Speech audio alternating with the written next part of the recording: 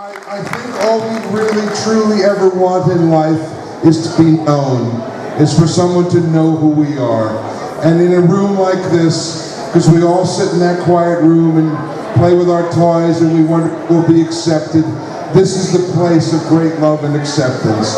And the fact that you wanted me back and remembered something I did very silly 15 years ago, I will never, ever forget. I promise you that.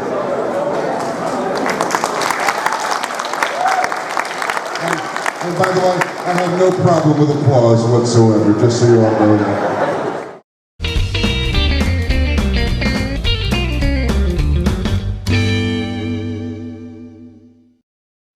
A quantum surge has altered the structure of the tyrannical Terrorsaur, turning him into a jet-powered, vehicle-like pterodactyl with an unfettered rage for the Maximals.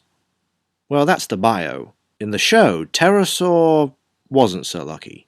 But it's nice to see what he might have looked like. I picked up 3 deluxe Transmetals at Auto Assembly, and I thought I'd do the weakest one first. Once again, the Starscream of Beast Wars is, well, the bio says pterodactyl, whilst others say pteranodon, and yes, I'm fully aware of the pun in his name. The original Terrorsaur looked fairly good in his own right, but this design, especially in robot mode, sells the character as a threat. The deco screams evil with the dark purple, olive and burgundy, and for a deluxe, he just has this foreboding presence to him. Not just because he's gone up a size, but that's one hell of a wingspan.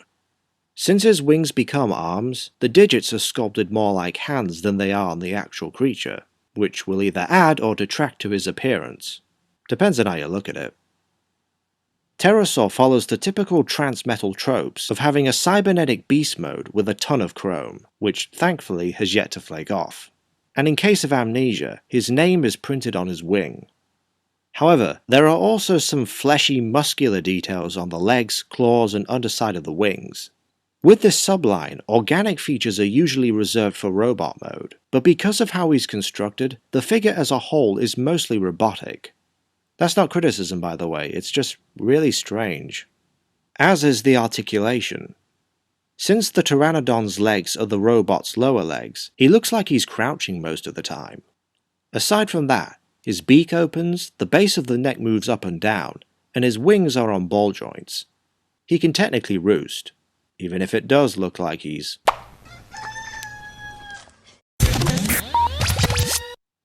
As a Transmetal, he now has an intermediate, or third mode. Note that the legs peg underneath like this, so that the thrusters face the right way. And here we have a jet-powered vehicle like pterodactyl, pteranodon, whatever.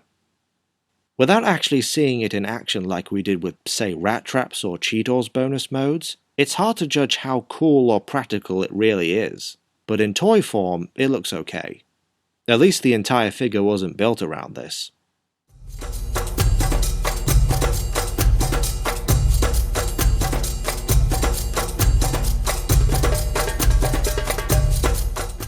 The more I analyze this toy, the more I find he's somewhat similar to Knight/Cheetor.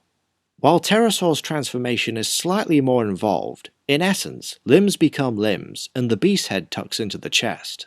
And, like Knight/Cheetor, it's a design that favours the robot mode above others.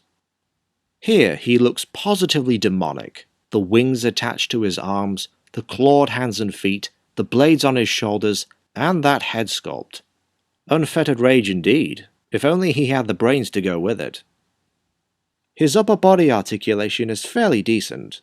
You have a neck swivel, ball-jointed shoulders, and hinged elbows.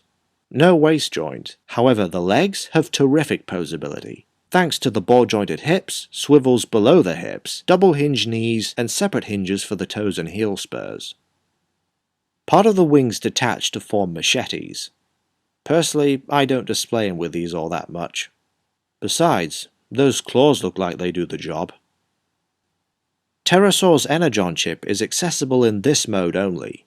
They're like rub signs that are actually integrated into the figure. They're not stickers or anything. Excluding all those Fox Kids repaints, I now own all of the original deluxe Transmetals, and I'd say Terrorsaur is one of the weaker ones, but that in no way makes him a bad figure. If anything, it goes to show just how fun this subline truly is. And hey, we're not done with it yet.